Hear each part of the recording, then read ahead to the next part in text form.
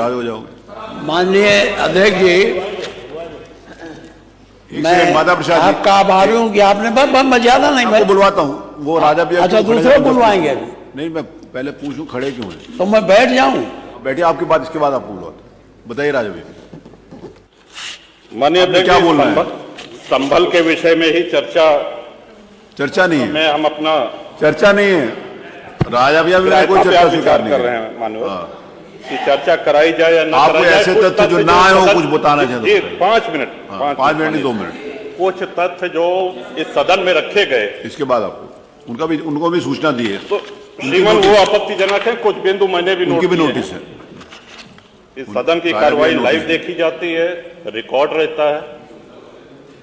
माननीय नवाब साहब हमारे बहुत अच्छे मित्र हैं, साथ में मंत्रिमंडल में भी रहे। पहली बात तो यह स्पष्ट हो जानी चाहिए कि जो सर्वे हो रहा है वो न्यायालय के आदेश पे हुआ है, और जितने लोग बोले हैं इन्होंने पत्थरबाजी का कोई जिक्र, कोई चर्चा नहीं की। अब हम एक चीज तो ये भी जानना चाहेंगे कि क्या पत्थरबाजी करने से न्यायालय का आदेश बदल जाता है? अगर न्यायालय ने किसी सर्वे का आदेश दिया तो उस आदेश को पलटने के लिए क्या तरीका है? उससे बड़ी अदालत में जाएं कि सड़क पे खड़े होकर के पत्थर प्रशासन के ऊपर और पुलिस के ऊपर चला जाए।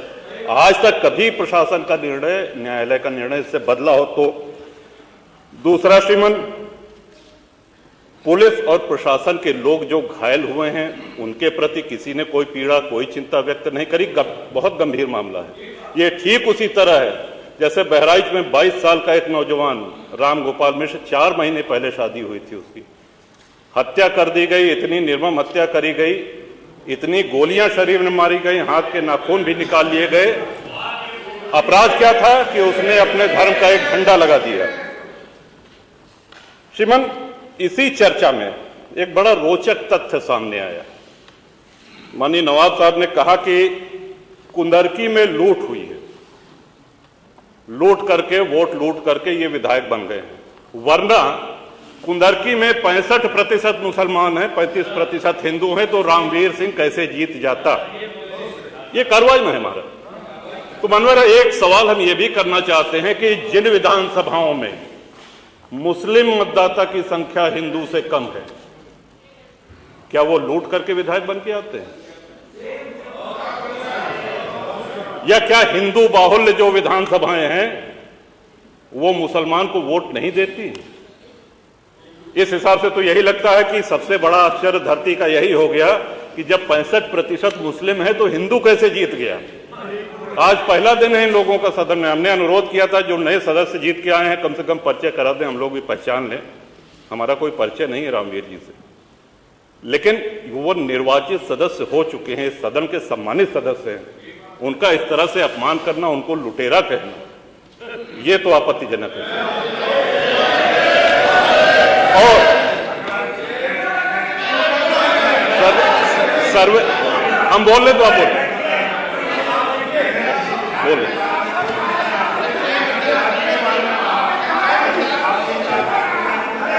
माननीय अध्यक्ष जी, 2 मिनट में अपनी बात समाप्त कर रहा हूं। 2 मिनट में अपनी बात समाप्त कर रहा हूं। हम लोगों ने भी बड़े धैर्य से सुना। तो इस सदन का एक क्राइटेरिया, एक मापदंड क्या ये तय मान लिया जाए कि जहां हिंदू अधिक है वहां हिंदू विधायक को ही जीतना चाहिए, मुस्लिम विधायक सिर्फ वहीं से जीतना चाहिए जहां मुस्लिम की आबादी 50% से अधिक है?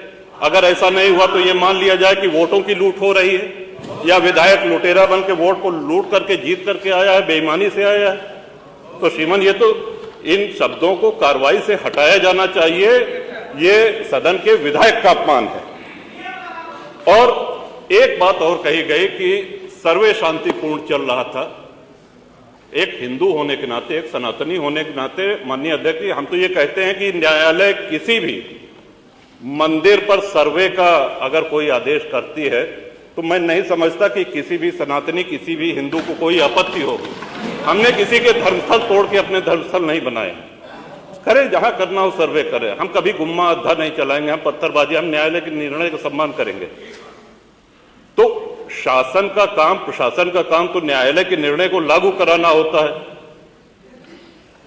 तो इसलिए माननीय अध्यक्ष जी, इस पे चर्चा कराई जाए। चर्चा में भाग लेने की इच्छा इधर भी है, बहुत से लोगों की है और चर्चा कराई जाएगी तो बहुत सी सच्चाइयां सामने आएंगी। बहुत बहुत माननीय नेता प्रतिपक्ष